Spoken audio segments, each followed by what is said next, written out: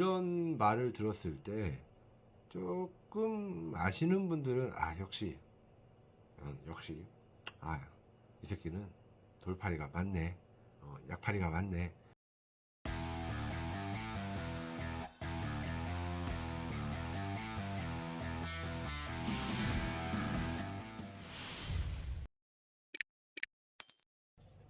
안녕하세요, 흥농상사 이병민입니다.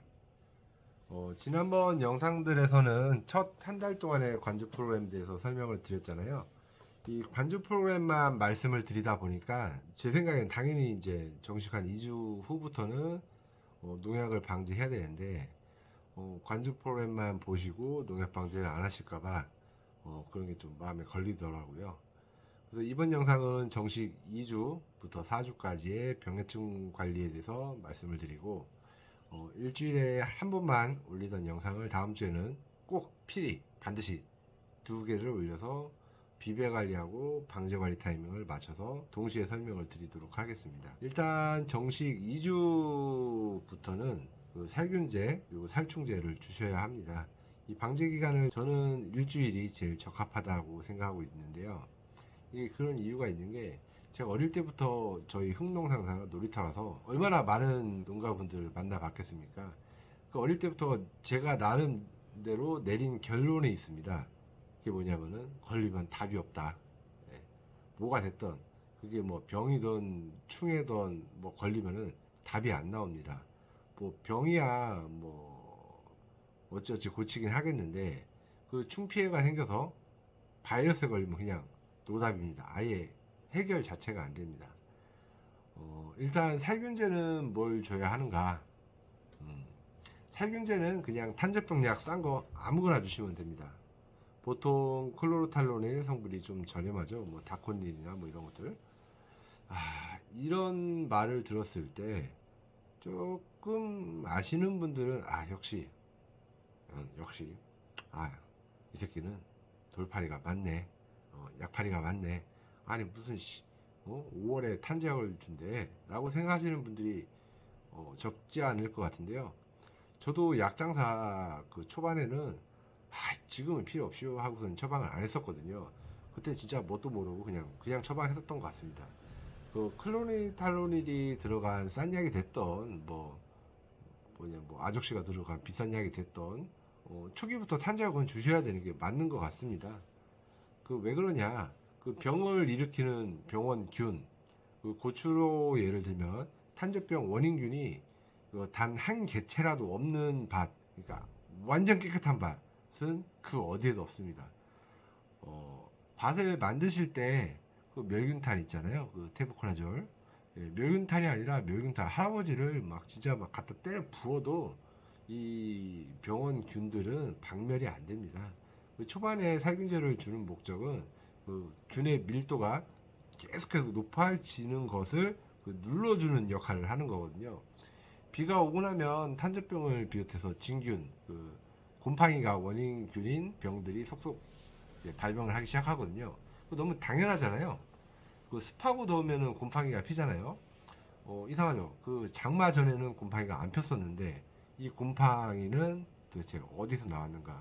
예, 원래 그 방에 있었고 뭐 그 밭에 있었고 그 증식이 폭발적으로 되는 시기에 눈에 보이는 겁니다. 그래서 초기부터 균밀도를 낮춰주시는 게 저는 정답이라고 생각을 하고 있거든요.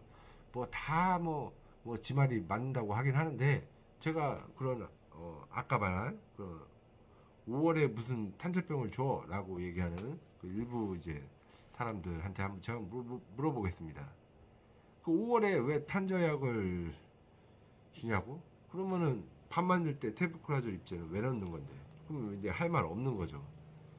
그러니까 미리미리 균밀도를 낮추는 게 제일 중요하다라고 저는 보거든요. 탄저병을 예방하는 데는.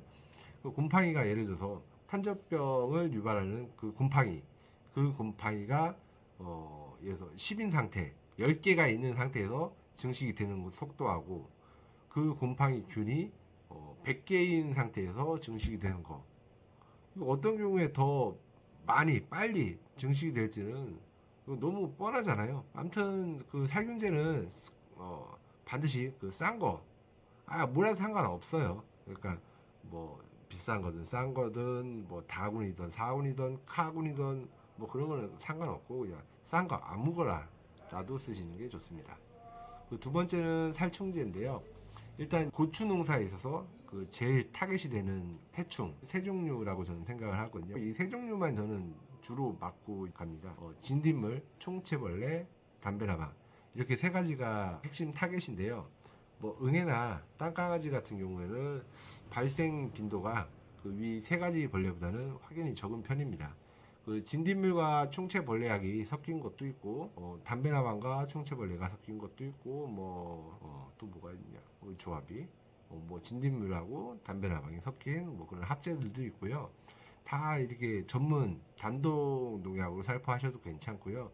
뭐 초기니까 아직까지는 그 진딧물과 총채가 섞인 거, 총채와 담배나방이 섞인 거 이런 식으로 동시 방제가 가능한 제품들을 사용하시는 게 가성비가 좋다고 생각합니다. 살충제 살포가 필수적인 이유는 이 해충들, 벌레들, 특히 진딧물과 총채벌레는 바이러스를 매개 하거든요.